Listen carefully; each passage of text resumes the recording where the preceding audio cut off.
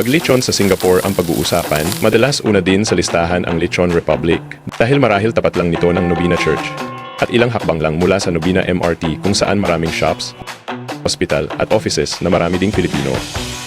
Matagal na silang kilala ng mga Pinoy dito, pero mas na-appreciate pa namin sila nung bumisita kami sa huli naming makantur.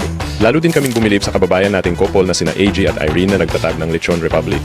Si AJ ay galing sa pamilya ng lechoneros sa Pilipinas at si Irene naman ay bihasa sa financial management, dahilan kung bakit naging successful ang negosyo nila. Tama ang sabi, sa mga reviews ng lechon nila, crispy ang balat, malasa at juicy ang laman, tapos sinamahan pa ng homemade lechon sauce na lasang lutong bahay. Pero hindi lang lechon ang chibog namin, tinikman din namin ang puchit bihon, lumpiang Shanghai lechon paksi, ensaladang talong, ensaladang mangga with homemade bagoong, lechon sisig, at ang crowd favorite na grilled pampano. Natikman din namin ang chicharong bulaklak, kung saan na-amaze daw ang mga lokal.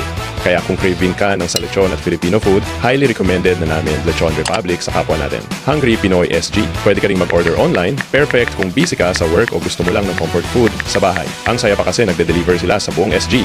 Meron din silang Boodle Fight set na available online. Panalo sa mga salo-salo. Saan ka pa? Taro na sa Lechon Republic.